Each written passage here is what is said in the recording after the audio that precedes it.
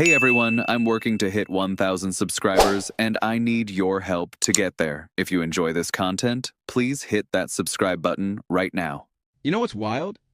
Max Scherzer signs a one-year deal with the Blue Jays, and people are out here acting like it's some kind of charity case. This man is not done, not even close. Kip made it clear during the conversation. He played golf with Max this offseason, and this wasn't some casual round where you talk about the weather and call it a day. Max looked at him and said, "It plain and simple. I want to go back to the Blue Jays." No hesitation, no second guessing, just that same Max Scherzer intensity that made him one of the most terrifying guys to face in this league for the better part of 2 decades. And before anyone starts, no, it's not about the money. The man has somewhere in the neighborhood of $300 million, a massive chunk of it deferred. $1 million for hitting 65 innings pitched is not what's getting Max Scherzer out of bed in the morning. What's getting him out of bed is the fact that he genuinely believes he has one more run left in that body, and he wants to spend it somewhere he actually wants to be. Here's what people are sleeping on. Yes, he dealt with thumb issues 3 straight seasons. Yes, those cortisone shots were messing with his mechanics, making it hard to pitch deep into games. Yes, it got ugly at times last year, but then October came, and Max started Game 7, held the Dodgers to 1 run in 4 1/3 innings, in a Game 7, with everything on the line. That is not a coincidence. That is not luck. That is a competitor who has been in those moments so many times that the adrenaline does not break him down. It builds him back up. 2 rings, by the way. Washington in 2019. Texas in 2023. This guy wins when it matters most. And here is the part of this story that is not getting nearly enough attention. His 8-year-old daughter wrote a letter, hand-wrote it, put it in an envelope, and the Scherzer family mailed it directly to the Blue Jays organization. She apologized for them not winning the World Series. She talked about the CN Tower, the aquarium, the stadium, how much the whole family loved being in Toronto.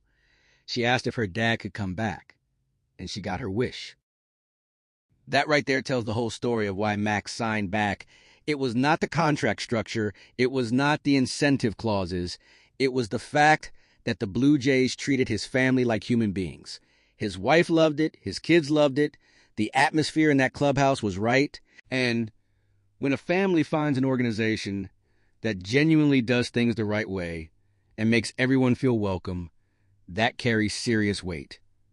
That is everything when a player is deciding where to spend what could be the final chapter of a Hall of Fame career.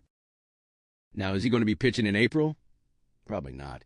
He arrived at camp a little late. The Blue Jays are going to ease him in carefully, and they have more than enough depth to make that work. Gausman, Dylan Cease, Berrios, Cody Ponce, Shane Bieber eventually working his way back, a young arm in Trey Yavage. The options are there. But as the conversation pointed out, these situations always work themselves out. Every single spring, somebody says a team has too many starters, and then by May, there are guys on the injured list, guys getting moved to the bullpen, guys getting traded. The Blue Jays will sort it out. And Max did not sign a minor league deal. He signed a big league deal. He is going to be on that roster, and he is going to pitch. The real question is not whether he contributes. It is whether he can stay healthy long enough to arrive in October, ready to do what he did last year all over again. From a competitor's perspective, facing Max Scherzer was an experience, unlike most others in the game. The guy circles the mound. He is talking loud, visibly intense, looking like he might be screaming at you from 60 feet away. The natural instinct is to back off. But if you back off, he has already won the battle before a pitch is even thrown. The best hitters knew they had to match his energy and meet him head on. That is the kind of player he is. He raises the level of competition simply by showing up. The Blue Jays are sitting in the AL East, which is not going to hand anybody anything for free. But they have also quietly spent more money this offseason than any team in baseball, more than the Dodgers, which is something almost nobody outside of hardcore baseball circles is aware of. They are confident heading into this season, and Max Scherzer is the kind of veteran presence that keeps a clubhouse grounded when October arrives and the pressure becomes real. If this turns out to be the final chapter, the performances, the intensity, the competitor that made every single at-bat feel like a war, it has been something worth watching. And with the Blue Jays giving him this runway, There is every reason to believe he has one more October left in him.